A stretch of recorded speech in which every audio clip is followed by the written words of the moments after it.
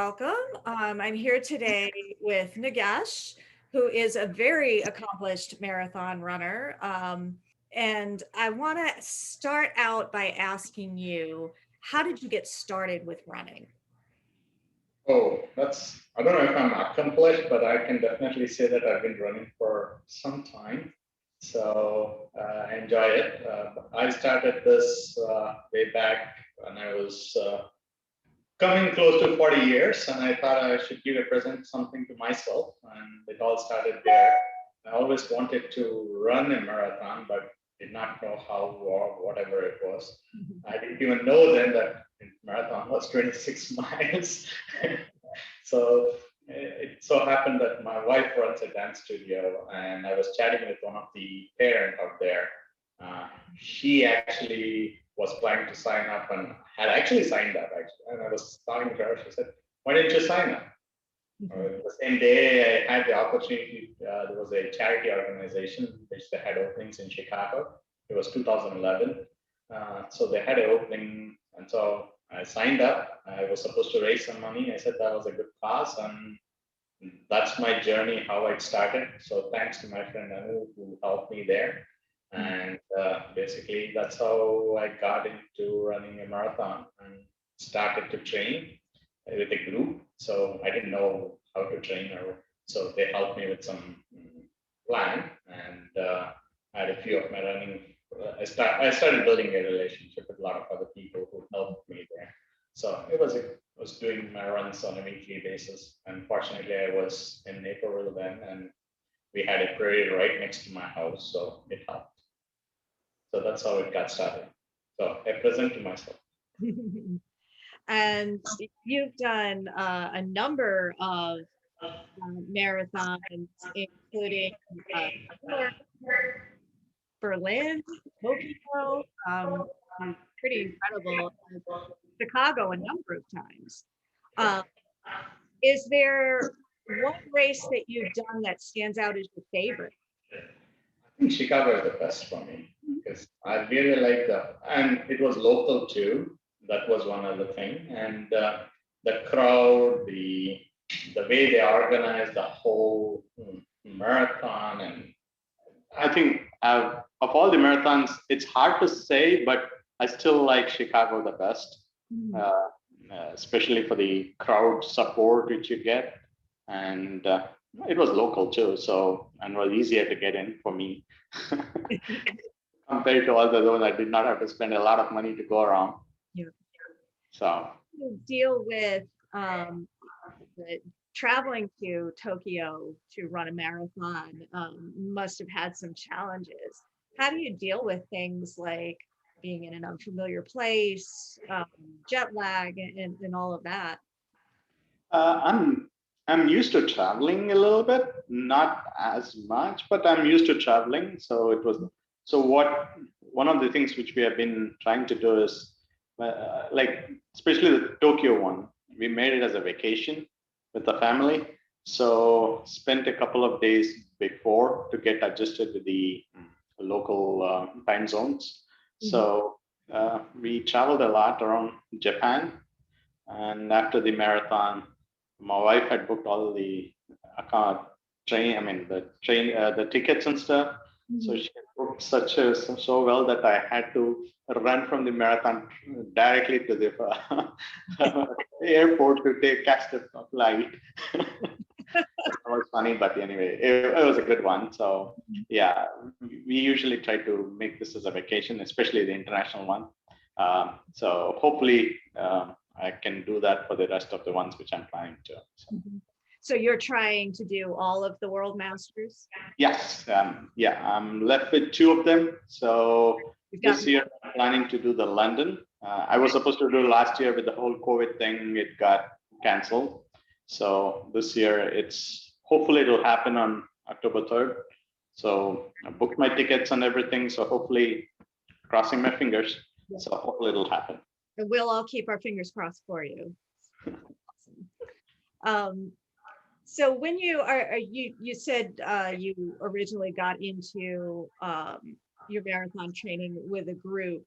Um, do you have a preference between running on your own versus running with a group, or a little bit of both? I like a little bit of both. Initially, I used to like running with the group, but then sometimes it gets difficult because each one has a different paces. So because I was trying to follow a plan, Mhm. so in terms of pace and stuff, again, I'm not a very fast runner by no any means, but I was trying to follow a plan. It makes it difficult when you're in a group. So usually, most of the weekdays, I have been running by myself or one of my buddies. Mhm. Uh, but over the weekend, especially the long runs, I would prefer to go with a group so you don't feel it. Right. Um, a lot of people have said to me that they use their solo runs as kind of a way to clear their clouds, deal with stress. Is that true for you as well? Yeah, I would say I don't know if it's stress, but I enjoyed it and I get to listen to podcasts and stuff, which I don't get to chance because I work full time from home and I don't get a chance to listen to those podcasts or even driving. Yep. So I get a chance to listen to those and catch up with some of things. And sometimes I do run on treadmill and then I catch up on all my Netflix series or whatever. And what is your night before the race? What does that look like? What do you have certain routines that you follow? Usually, yes. Most of the time, I do. I usually try to eat some. If uh, long before I used to try to eat pasta, but I changed my way of eating a little bit over the years. I try to eat something to do with rice, some with a lot of carbs, basically. Mhm. So uh, I I try to find if I'm traveling, I try to find a nice restaurant which can do that. But otherwise, at home, my wife usually makes something called as idli. It's steamed rice. Mhm. So so that really helps because it has a lot of carbs, and Yep. I try to do that. And obviously, you can't really sleep well that night. Right. so so the next day morning, yeah, I have a routine as well. So. Mhm.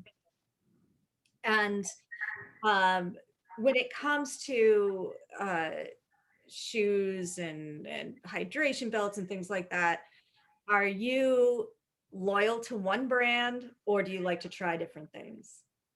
I'm not really loyal to a brand as such. No, I'm not. Hmm. Uh, I have been trying Nathan in terms of the hydration belt. It has worked for me.